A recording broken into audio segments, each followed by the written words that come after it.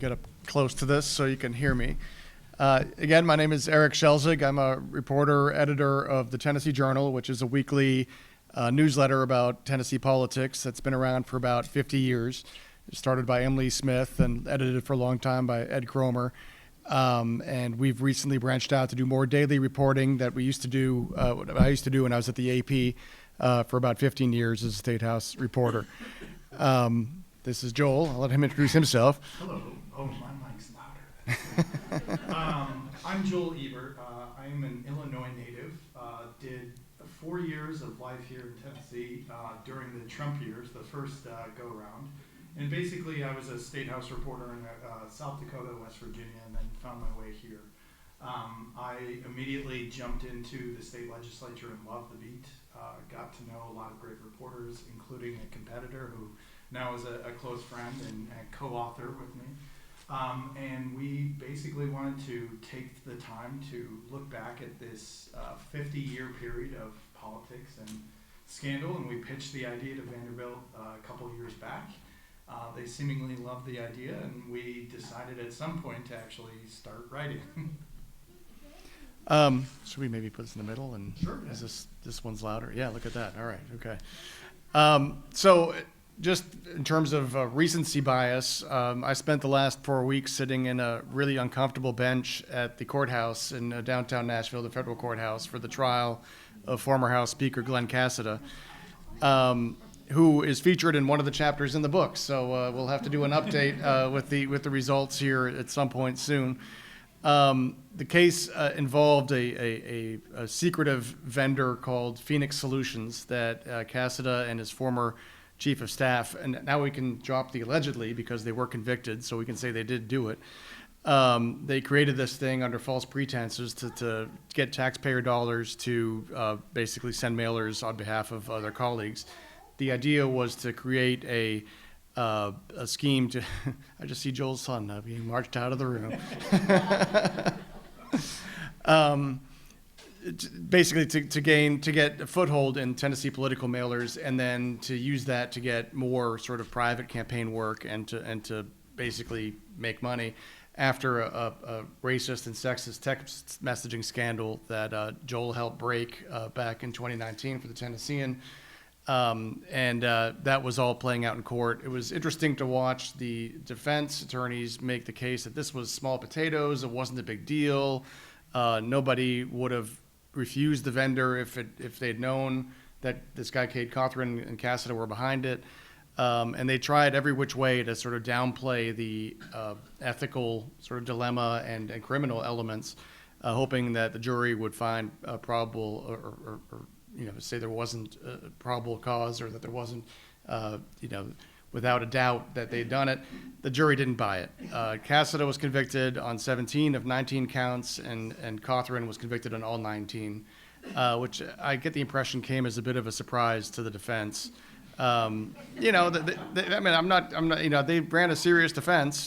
They took it seriously, and I think they thought they'd poked enough holes, but again, evidently not, which from observer's perspective was somewhat heartening, because these are 12 jurors who don't know about this subject. I'm guessing none of them have read the book, although none of them were asked about it during jury selection. And it was a somewhat arcane and complicated case involving text messages and canceled checks and fake names and, the mailer program, which, has euphemistically been called the incumbent protection program for the legislature. Every lawmaker gets $3,000 a month, or the House members do, senators get more, to send out these mailers that look very much like campaign mailers, but they don't actually say vote for X. They just say, Joe Schmo, a conservative for Humphreys County, or whatever it is. But the jury, again, they've deliberated for 4 days. They had a lot of sort of detailed, specific questions, but in the end, they came back with a pretty resounding verdict. The case now, I expect, will go on appeal on various elements of legal decisions by the judge, and then we'll see what happens. A corollary to that case, of course, is the Brian Kelsey case, which we also wrote about in the book. And Brian Kelsey was convicted of basically funneling money. Well, he wasn't convicted. He pleaded guilty to funneling money from his state account through other entities to go to his federal, to help support his federal campaign for Congress. He ended up going to prison earlier this year, and he was there for about 2 weeks, and then President Trump pardoned him. So now he's back out, and he's back to trying to get the legislature to do his bidding, and basically claims that all is forgotten and forgiven. Not everyone apparently agrees, because the House pretty much rejected his effort to change the law to allow him to use his campaign money to pay his legal bills. They said, we're not going to do that. The Senate seemed okay with it. The House said no. And that's how the bill ended up. Those two cases are the final sort of 2 full chapters in our book. And again, we'll have to update them with the latest results. But the story that we decided to do these 50 years, as Joel talked about, and it was a little bit arbitrary, right? When we first started, we said, let's just write about all the scandals that ever happened in Tennessee. And then we quickly figured out that was far too many. Starting with William Blount, Yep. right? Way back when, the first senator to be impeached. Yep. The actual U.S. one? senator to be impeached. And then, Yeah. that's right. So in our introductory chapter, we kind of gloss over the first 200 years, and then we get into the last 50, in more detail. And then, the big one that started with was Governor Ray Blanton, who was a sort of poster child for scandalous behavior. And of course, I was alive then, but barely, and Joel wasn't at all. And so for us, this was a true historical kind of deep dive and going back into the archives.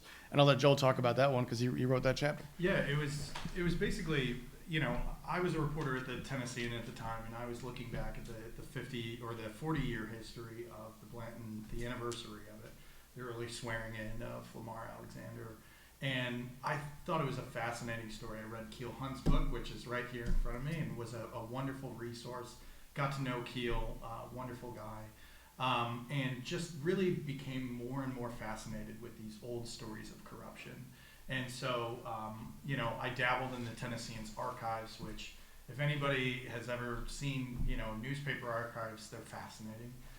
They're really fun to just kind of look through the little clippings and the photos.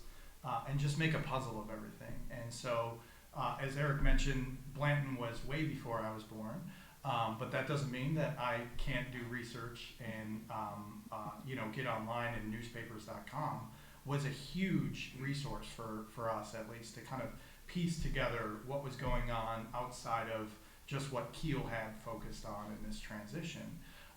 The other thing that we did too was ask the FBI for essentially their records of Ray Blanton. So we FOIA'd them. We got some public returns, which I haven't seen really reported anywhere. So we included aspects of that in the book. And if you're curious about those source documents, you can find a link to it in the actual book, or if you have the Kindle version, you can click on a link. But it was just an opportunity for us to kind of retell these quite old stories that have started to fade from collective memory, to go from, the book really is a mishmash of different sources of information. We go from the Ray Blanton years to Operation Rocky Top, and in between we also focus on the Butcher Brothers of East Tennessee. And then it was fascinating too, because the political makeup of the state has really shifted in the last same time period, 50 years, right? And so you kind of see how these scandals went from, it was a lot of Democrats that were getting nailed and popped for these various nefarious activities, and now we've seen several Republicans, and it, I think the larger takeaway for Erik and I is that, corruption doesn't care what party you're in.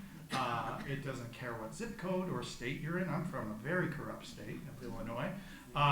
And, it is one of those things that it's not worth, as a collective group of voters and readers, to just gloss over. It's worth memorializing, because it is a part of how we see bodies respond to that, right? So if you see an act that occurs, there's often an attempt by a state legislature or a city council to kind of course correct. But we can go into that a little bit later. Well, Gina told us that we should be prepared for questions, and we definitely welcome them. And so we don't want to keep on droning on and have people not be able to ask their pressing questions about their favorite scandal or what have you. So, I mean, I think we should just, throw it open if people want to ask questions, and we got one in the front row, and then we can, if not, we can go back to talking about more about the chapters in succession. So, yes, go ahead.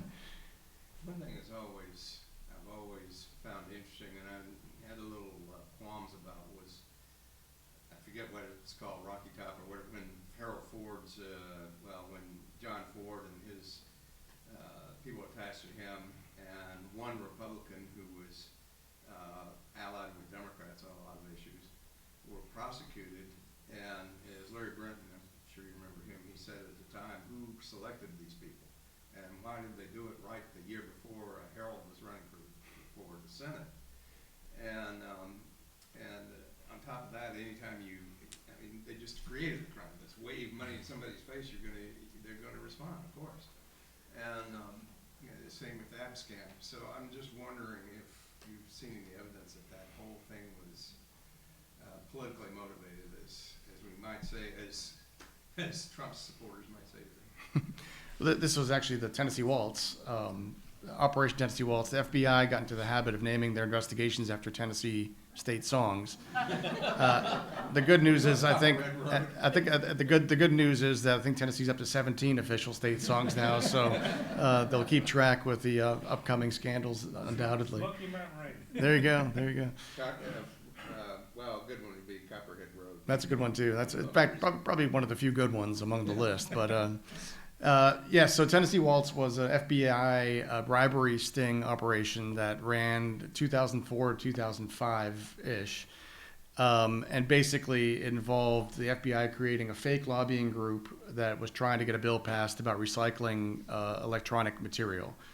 And they targeted certain lawmakers, specifically John Ford, who's a longtime senator from Memphis. If you do read the book, his history of sort of brazen behavior went back decades. So I would almost argue it was overdue that he got busted by the FBI and wasn't, he claimed, of course, it was entrapment and other things, but he was a very willing participant in this thing. There is always an element of, at the time it was during the Bush administration, and the U.S. Attorney's Office was Republican, and David Kustoff, as I recall, was the U.S. Attorney, and he had been a former Shelby County Republican Party chair. I think the same thing when it went to trial, everybody got convicted. There was little question, and they all had very good attorneys.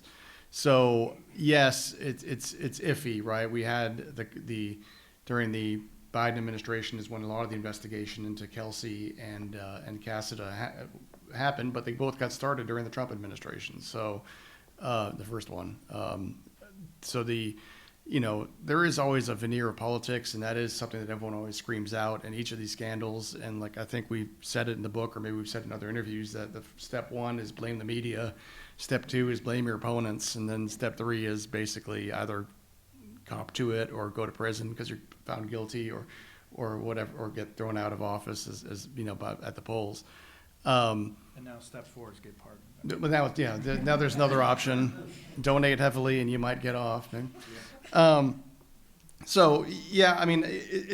think there is an argument that it's much easier for the machinery to go after the other party, right? But in the case of the Tennessee Waltz, it was a target-rich society, target-rich environment, and nobody had to take the money. Nobody had to be seen on film having a grainy video of money being handed out for passing a bill that most people didn't really understand why it was even controversial. You didn't have to bribe anyone over this bill. People were for it as it was. In fact, there's a state lawmaker from Memphis named Mike Cornell who is he was elected right in the aftermath of Watergate, and he was in his 20s and a very, very do-gooder kind of guy. He heard about this bill, and he got on the phone trying to reach the lobbyists saying, I want to sponsor this bill. What do? I want to pass this. This is a great idea. And they were like, look, stop calling us. They had no interest in going against him because he wasn't in any way considered to be corrupt. So they said, and he said he was offended because nobody would return his calls, which is just a funny kind of logistical element of when you're trying to pop people for corruption. They later got Ford on a separate charge. They did. That was for consulting work that he had done. Ironically, he got a longer sentence for the work he was consulting for a company that was trying to get business from TennCare while he was the chairman of the General Welfare Committee in the House, which did a lot of the contract. That case was thrown out on appeal. The Fed said that should have been state charges. It shouldn't have been a federal case. And so he was actually let off on that. And an interesting footnote or history of that one, the U.S. attorney, assistant U.S. attorney, the prosecutor who was involved in that case was a guy named Eli Richardson, who was the judge now in the case against Cassida. So he had an interesting kind of, he appears sort of tangentially in two of those scandals that we wrote about. Yes? I'm just curious, with the creation of an alternate flow of cash through Citizens United and the 501c3s and I think 501c4 And fives. and the direct ability for corporations to give almost unlimited amounts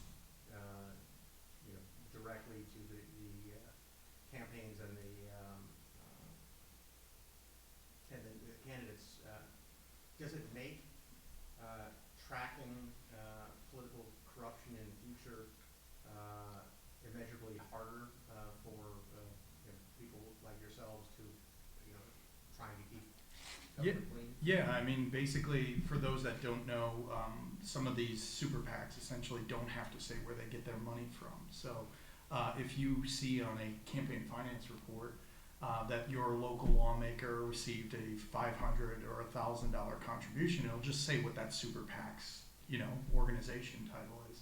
But you don't really know what is happening on behalf of the super PAC or who is putting that money in there.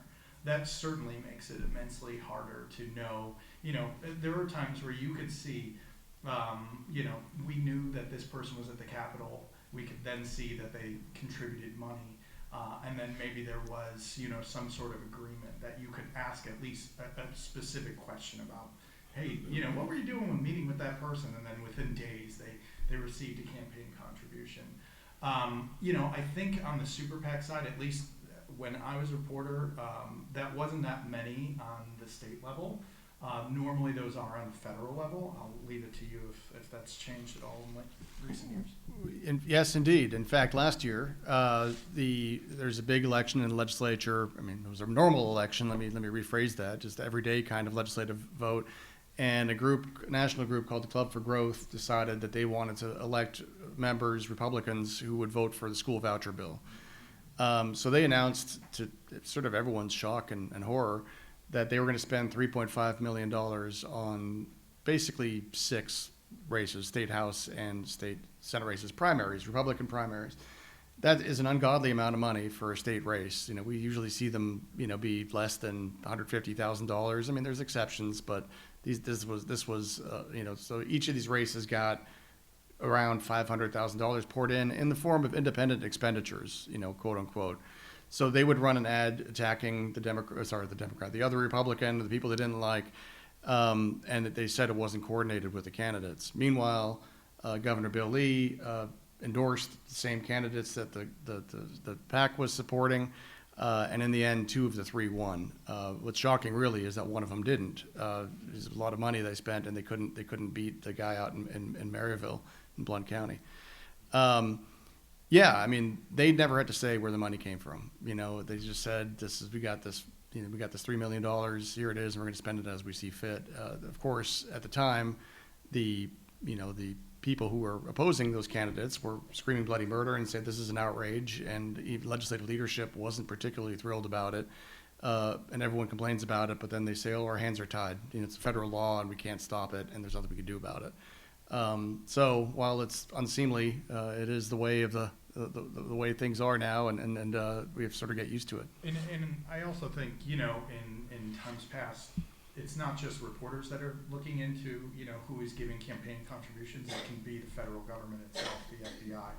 What we've seen, though, in the current Trump administration is that they've hollowed out the public integrity unit in the FBI, which essentially means if the same scenario were to play out tomorrow with either Brian Kelsey or even the Glenn Cassida situation, it may not be caught.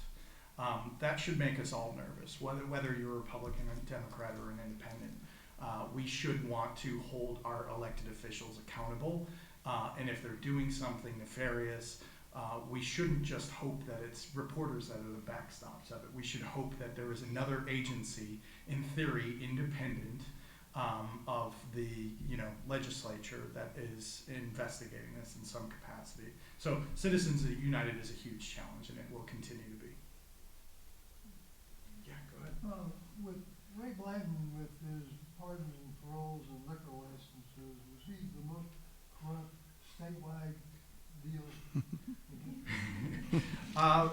If I were to do a power ranking of it, maybe. I would say it's difficult to kind of see. I wrote the chapter on Ray Blanton. Erik did. We kind of alternated different ones. So basically, Blanton had a ton of people that were corrupt around him as well. So the question was, how many of these people were involving Blanton directly? How much was he, separated? How much was just going on because basically the administration was sort of on the take or looking the other way on nefarious activities? Ultimately, Blanton did get, popped for corruption, but he never got convicted of selling a pardon. So that is, I would argue, probably an oversight of the scrutiny that he faced, but he did ultimately get nailed for, as you mentioned, the liquor license sales. I mean, it's hard to kind of say comprehensively, is anybody else more corrupt than Ray Blanton? I would probably say in the modern era, I would say no, but that's just my opinion, and I've let other people be the deciders on that too. My question is an obvious one. When I read your book, Blood looks like this, how does it compare to what Trump is doing now?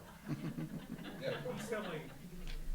Brian Kelsey got pardoned because he donated money to him. Right. And Trump is getting away with won't he pardon Glenn Cassida if he gets convicted? He did get convicted. I think what surprised a lot of folks is that the Cassida trial moved forward, right? Everyone thought, when everyone else is getting pardoned for all kinds of strange things all over the country, right, that why is this case actually going to go to trial? I think to a lot of people's surprise, it did. Which doesn't mean, of course, that Trump won't turn around and now pardon them. I mean, he might, right? But I guess the difference is that, I guess we can't control executive privilege in this matter. It's definitely a different environment now where people feel like, well, charge me and I'll still get off. We'll see. I don't have a lot of confidence that there'll be a lot of public integrity investigations the next 3 years, except for maybe in Democratic states, people who they don't like. So it's a little bit of a downer, I suppose. But in that regard, we can't really, as reporters, change our mission, which is to shed light on misdeeds or questionable behavior. And then the chips are going to fall where they may. It's not like we have a direct line to the FBI saying you have to bring charges based on the story I wrote, and actually more accurately stories that Joel wrote. The Brian Kelsey issue was really brought to light by Joel and his colleagues when they looked at the campaign finance reports and found that Kelsey was giving donations to a slew of Republican lawmakers in the legislature from his state account. And then basically with a wink and a nod said, now donate the same amount back to my federal account, which is a straw donation, and that's illegal. Tennessean wrote about this, and then a good government group in Washington filed a complaint about it, and then next thing you know, that the feds started sniffing around, and then they didn't bring charges on that specific issue, but they brought charges on related issues that also had been written about by the Tennessean. And without the media there and writing about it, it may or may not have come to light, because this group in Washington isn't going around combing through all the campaign finance data in every state. They don't have the resources for that, and we can do that on the front end and hope that justice is done later. But it isn't always. There's for all the people we wrote about who got popped, there's lots that never did. They got away with it, as it were.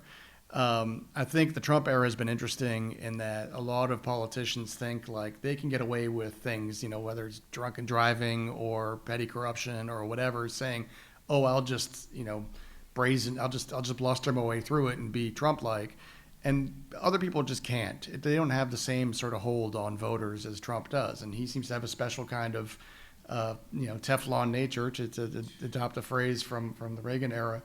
But other politicians quite quickly find that they get abandoned and they get shunned by their colleagues if they do, the sort of things that might be forgiven on the federal level. So, Any other questions? So Blanton wasn't convicted of selling No.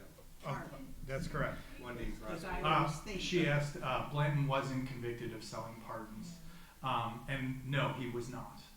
He was investigated for it. The FBI wanted to, but there wasn't enough there to actually get him, found him guilty of that. So he ended up in a separate scandal selling liquor licenses. He was convicted of that, went to prison for that, and then ran for office again after he went to prison. He ended up losing, but, it's kind of now, one of those. others in his administration were, though. Yeah, right? that's true. Yeah, but others in the administration were convicted of selling pardons.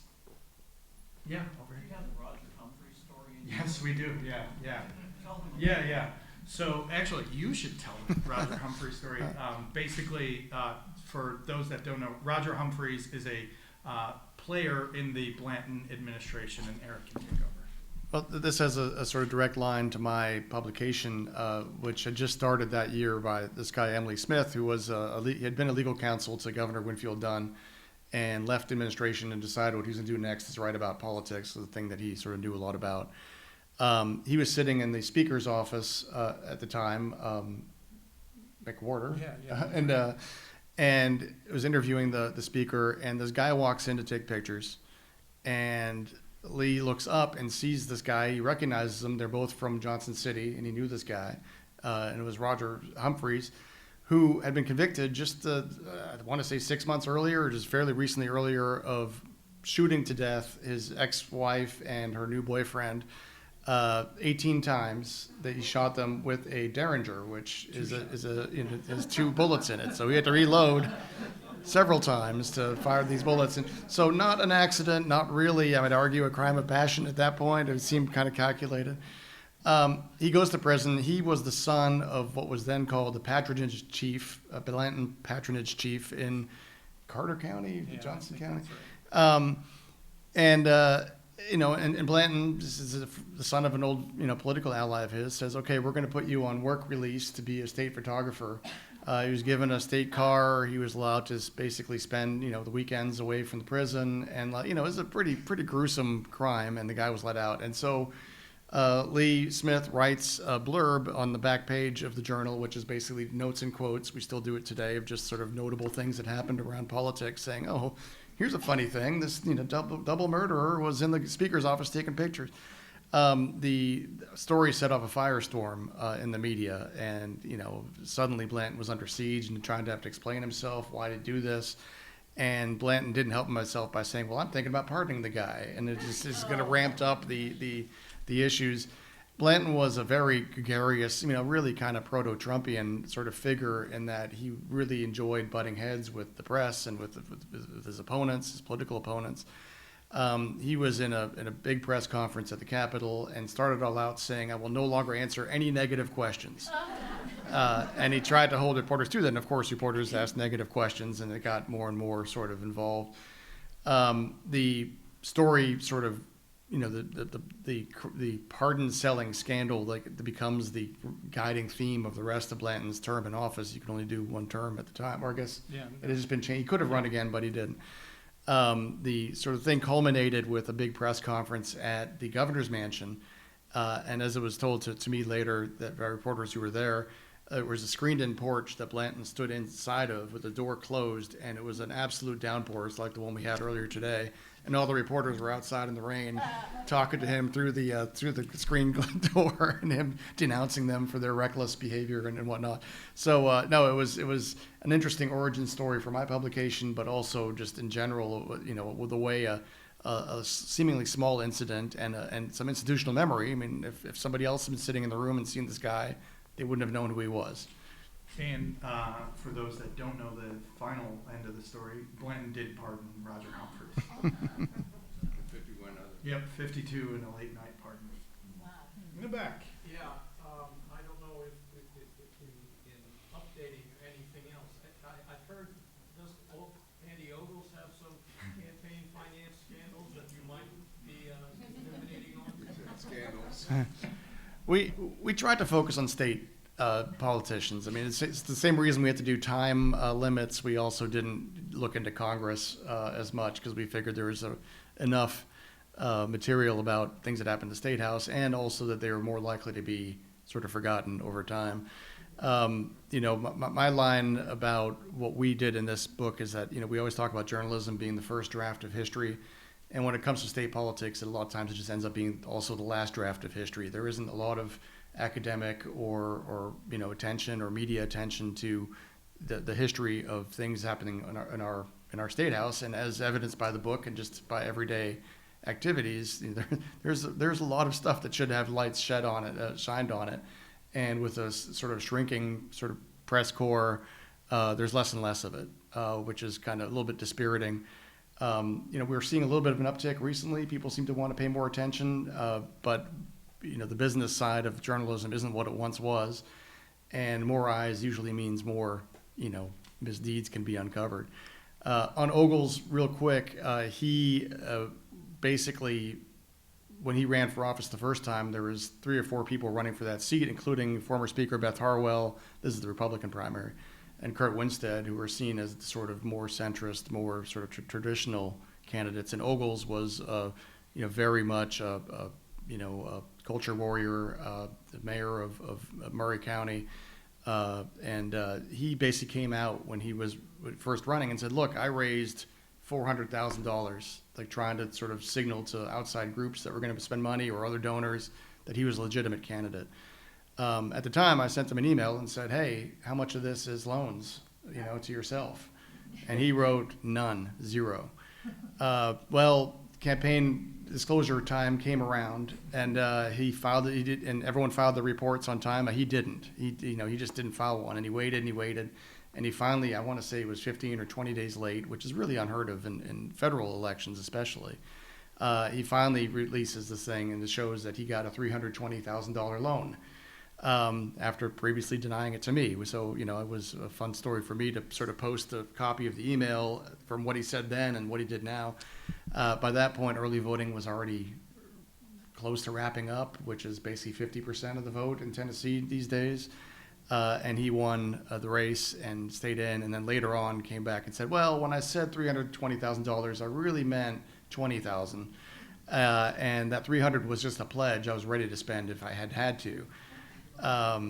The feds, the day after this most recent primary, seized his cell phone and his email account, and were looking to be launching a criminal probe into, his questionable, shall we say, campaign finance activity.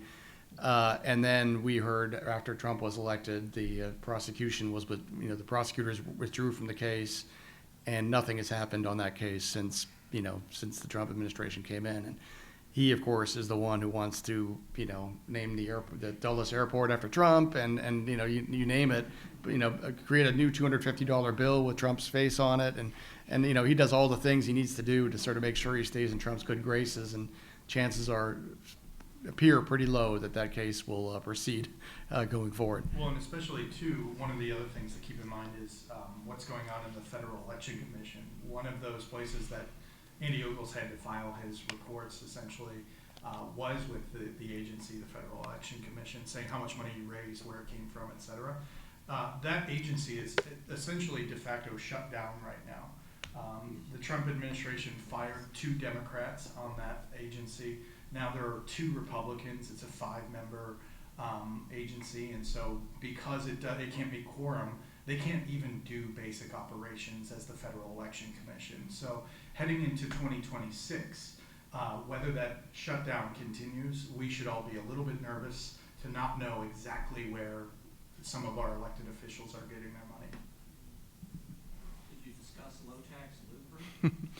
we, Tommy Burns. yeah, I mean, we laugh, and it's actually not that funny. It's a pretty tragic situation. There's a guy who was running. Well, let me just say, we did essentially one chapter per decade, one big scandal. It seems to happen in that kind of cadence around here.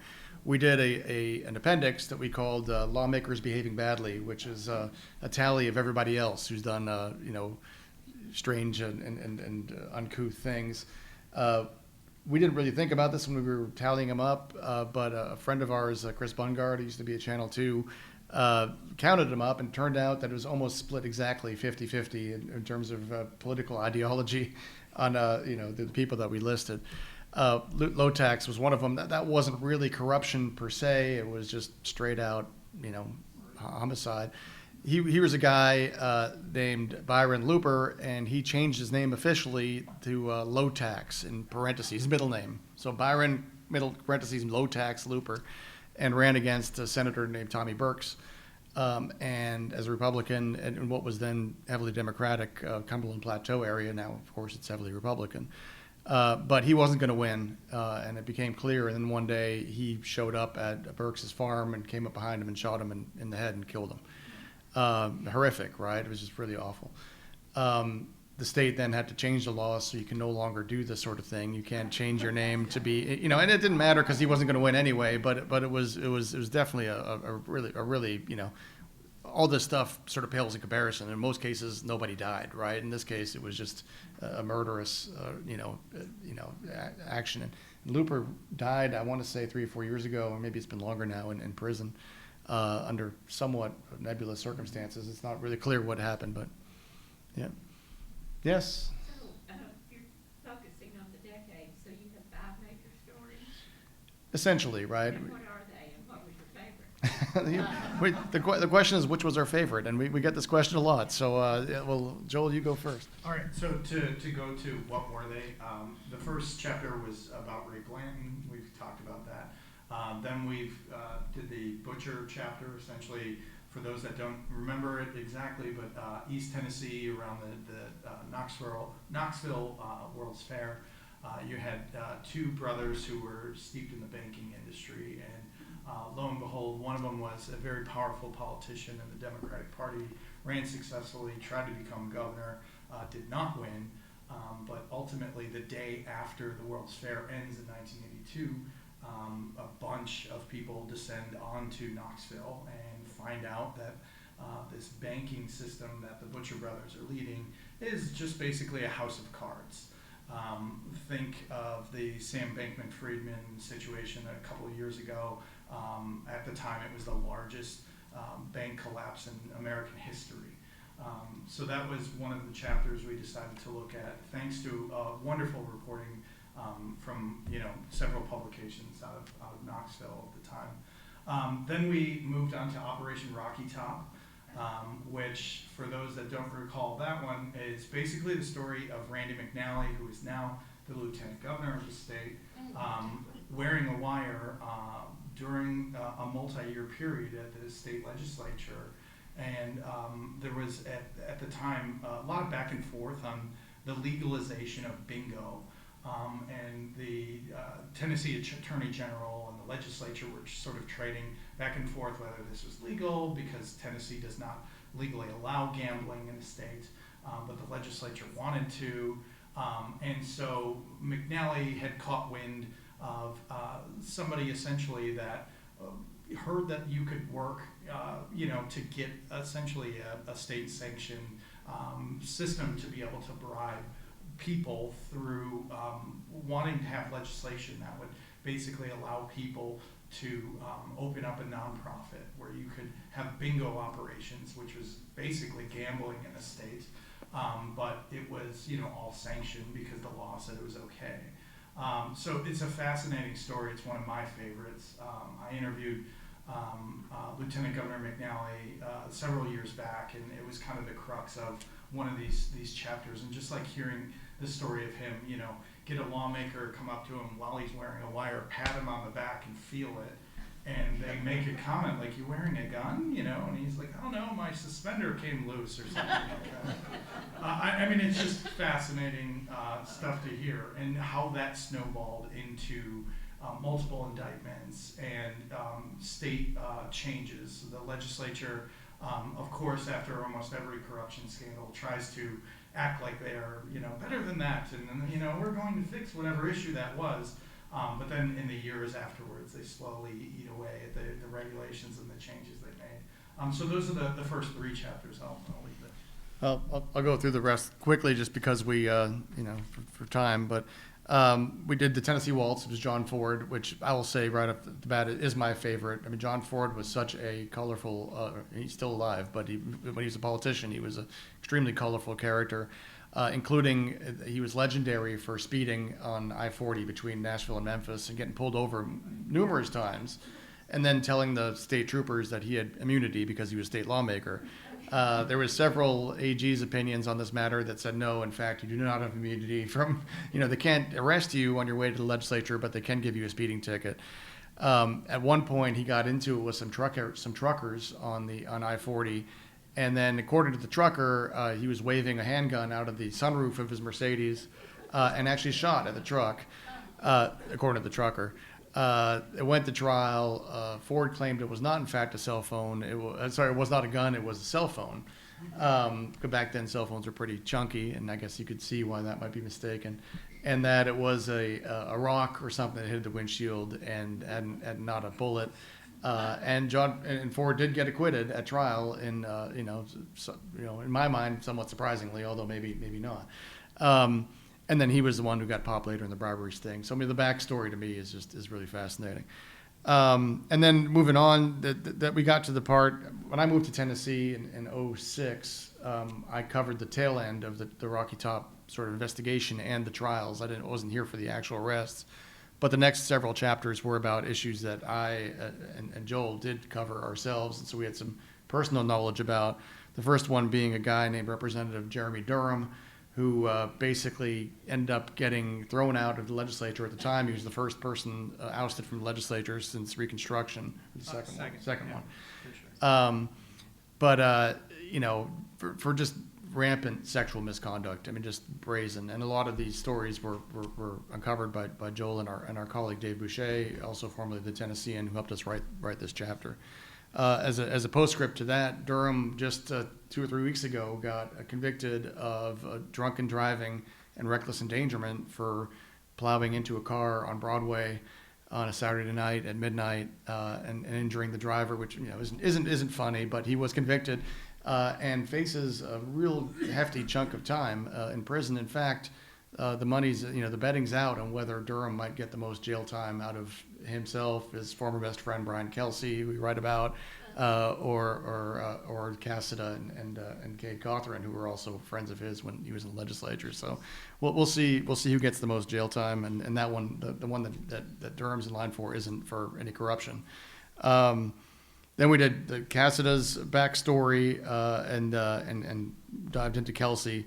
And then we have a sort of a wrap up of an epilogue we talk about this issue that Joel talked about, and that there's always efforts to ramp up the ethical and campaign finance disclosure rules after these scandals, and almost just as inevitably they start getting watered down. Just as this trial was going on, we saw the legislature take steps to reduce the limits on campaign finance for how much money legislatures can spend. It's like there doesn't seem to be a lot of recognition of cause and effect. And even protecting themselves from stepping in it again.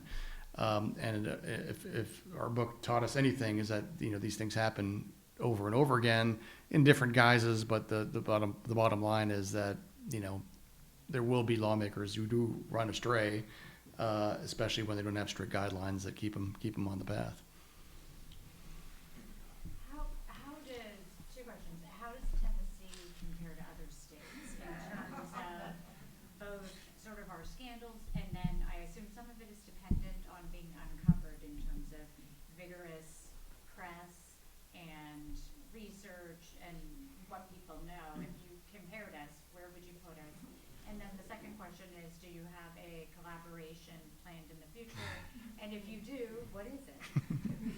So the question was basically, how does Tennessee compare to other states in terms of corruption? On the answer to that question, there isn't really a comprehensive place for state level corruption.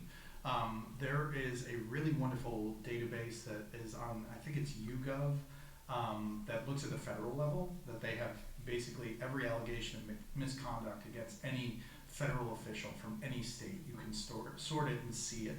There isn't an equivalent on a state level.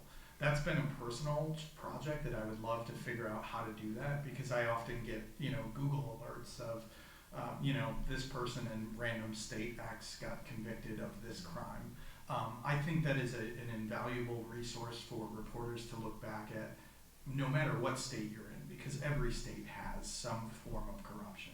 I think a factor of looking at that does, the media landscape in each state is very different.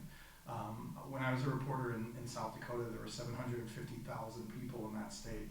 I think there were maybe 4 of us that considered ourselves investigative reporters in that state alone, and so it's hard to say whether the fact that there aren't as many people getting scrutiny means that there's less corruption in the state of South Dakota. I would argue that's not the case.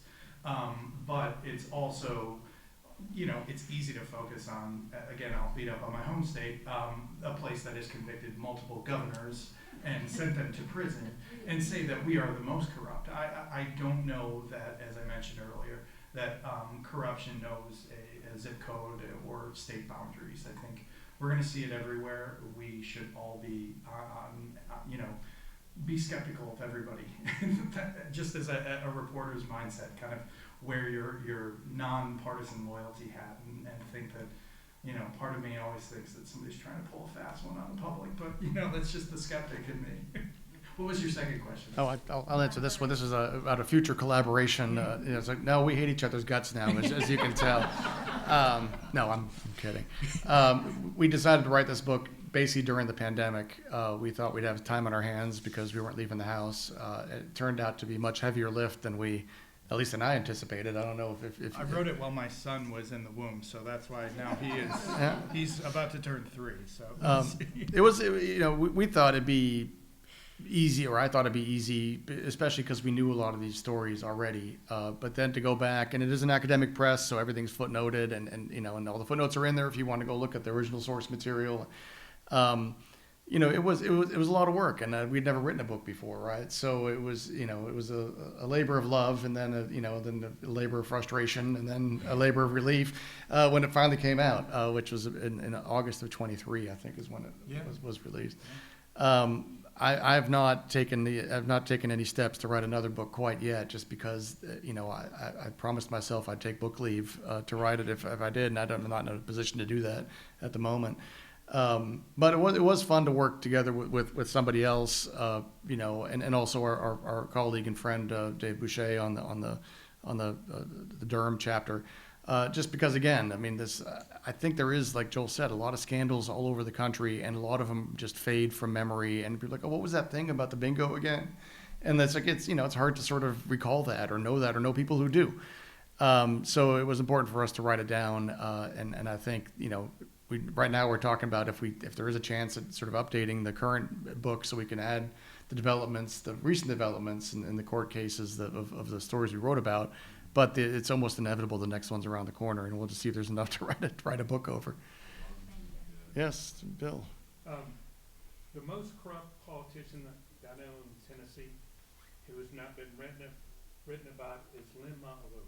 He was a drunk, he was a murderer, and he served in the legislature. And there's a community college named for him, and there's also a tunnel named for him. Why does no one write about this? I've never heard that name. Wait, Lem Motlow? Lynn Motley. Motlow.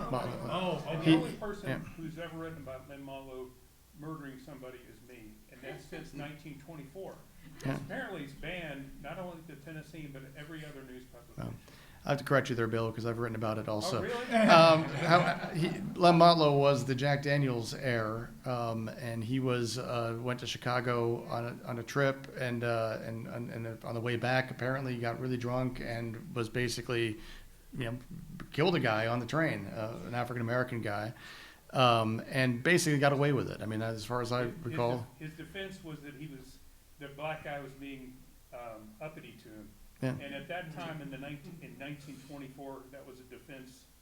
It worked. Yep. So that was his defense. But later he got elected to the legislature, and since that time, he's been regarded as a saint. Yeah. As best I can tell. Apparently, it's banned. Other than me, I'm the only person who wrote about this in the Tennessee. Well, and I think to that point, like it is very difficult if you don't know these stories through people, right? If you don't know the right search terminology. If you ever use newspapers.com, they're really good. You can use keywords, but let's say that the terminology of corruption has changed in the last 200 years in this country. It has.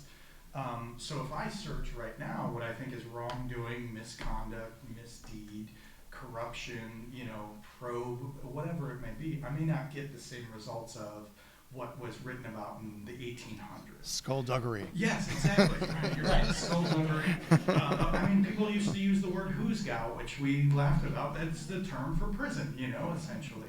And so I think for me, I would love to figure out a way to have us go back a little bit further. I've challenged ChatGPT or AI to come up with a database for me that can literally compile all this stuff. But the problem is you have to have access to all these other places, the original foundation of documents. So yeah, that's the challenge, I think, for reporters. I wish you guys would do a book about that. It would sell a lot. Okay.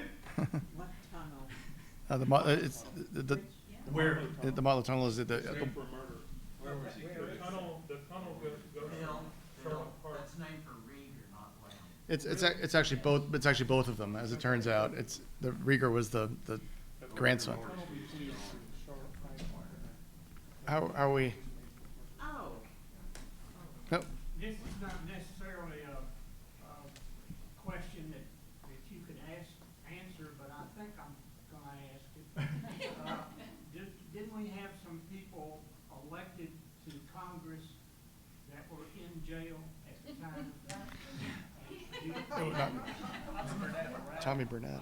It wasn't Congress. It was. Yeah. We're recalling, I believe it was Tommy Burnett in the Rocky Top scandal, essentially. He ended up getting convicted multiple times during his Later yeah, again, right? But he was in prison and was reelected to the state legislature. So He was a legendary orator, the sort that hasn't been seen since in the Tennessee legislature. A guy who could get up and really persuade people to change their minds, right? Which is really the hardest thing to do in politics on a House floor vote. Get up and have this soaring oratory and talk about issues, and by the end of the day, he'd pull people over to his side and got them to vote for him. A lot of people thought he would be the governor one day. He was just such a charismatic character. Also sold used cars and leather belts, and just a real sort of snake oil salesman type guy as well. But he was convicted of tax evasion, which was a misdemeanor offense at the time. He had to go to federal prison. But back then, and I think still now, you can run again on a misdemeanor crime. It's not on a felony. So he went to prison and just ran his campaign from prison, and the people dutifully reelected him. He returned, and then sadly for him, he took another turn with the bingo scandal and got wrapped up in that, and this time was convicted of a felony and went to prison. When I got to the legislature 20 years ago, he was still lobbying up there and was a beloved figure and could tell these amazing stories, and it was really hard to separate a guy who'd been convicted of felonies and was in shady dealings, but he was such a nice and interesting man. He died several years back. But yeah, Tommy Burnett was a character. I think we were rapidly running out of time, so oh, you think it's okay? So we got one here, and then we'll wrap it up. So go. Okay, well, one thing on Tommy Burnett, I think what he actually went to prison for was a farm loan program that he defrauded. Okay. But the question I had was, did Representative Ted Ray Miller from Knoxville make your appendix? in the appendix. No, he was part of the Rocky Top, right? Because he was. Or he's not opposed? The appendix, if you do have the book, or if you would like to buy a copy, which we are selling also, I like the appendix a lot because it does. I mean, there's a lot of things that we could have written a lot more about, but it's good to get them all into one place. He did not make the appendix. He was in the Rocky Top. Yeah, he was in our Rocky Top Yeah. chapter, but basically we were writing about at the time a couple of people that ended up dying in the legislature, and we've seen those a couple of times through. Ted Ray Miller was one of them, and he got caught up in essentially a tangentially related investigation related to Rocky Top, and he ended up committing suicide. So. That's right. Yeah, as did the Secretary of State at the time. Oh, I think we're back here, Joel. Hold on, we got one more who hasn't asked a question yet, so go ahead. There are so many different competing news sources now online, which is where you've really got to go, because it's not like we have an effective newspaper anymore. Do you guys have a recommendation as to a good source of information on Tennessee politics and corruption that would be less subject to political winds? Well, if you're interested in Tennessee corruption, I have. There's a couple. I mean, the problem is you have to sort of read. You have to read several outlets to try to get an overview. I mean, the Tennessean isn't what it once was, as recently as when Joel and Dave were there, but they still do a good job. Vivian Jones writes over there, and she does a lot of records requests and finds out things like that the governor, spent an ungodly amount of money on a business trip to France, and they all brought their wives and stayed at luxury hotels and that sort of thing, which are great stories based on records they don't want to get out. I think we used to see a lot more of that when there was reporters for every major city in the state was at the State House, and just there's fewer people who are around, so it's harder. But so. The Tennessee Lookout does a good job of State House coverage. The new Nashville Banner does a good job of State House coverage. If you care about education matters, there's a publication called Chalkbeat that covers it fairly closely. My publication that covers it very closely, although we are a pretty expensive proposition. Our outfit is geared more toward insiders, lobbyists and lawmakers and other people who are paid to pay attention to legislative proceedings. So unfortunately, it's priced out of the range of a lot of normal folks, which is regrettable. And then there's the Daily Memphian, which is a news organization out of Memphis that covers the State House. It's a hodgepodge, and to get the full picture, you almost have to read all of them. Some of them are free, and some of them are not. Though, of course, one might argue you get what you pay for, right? So. So one more over here, and then I think we're. I wasn't here. I was living in Washington when the Rocky Top thing came on, but I had a friend there who said he didn't know why Crowell committed suicide because he wasn't implicated in any of this. And I also had his sister went to the funeral, and she said they had this Baptist preacher there ranting and raving for 2 hours, and at one point he said, "Now, Gentry came to me and he told me he had nothing to do with these bribery and scandals and so forth." And she said, "Oh, you fool, you've given up your exemption as a minister from testifying before the grand jury." So I'm wondering, do you have any idea why he committed suicide? No, I mean, I don't think anybody ultimately is ever going to know. I mean, there was speculation that he was about to be indicted. There was also acting as treasurer of the House Democratic Caucus, and the allegation was he stole money from them. That could be. He was known as the Godfather, and he had been a former lawmaker, and then was elected Secretary of State, which oversees the elections in the state. So yeah, it was definitely and also charitable gaming, which is the bingo element. So yeah, it is again one of the sadder elements when you write about people who lost their lives, even if it is by suicide. It seems like nobody would get the death penalty for these sort of crimes. So like killing yourself seems a bit excessive. So. On that happy note. Yeah, that's right. we have books available for sale, so feel free to come up. Thanks for having us.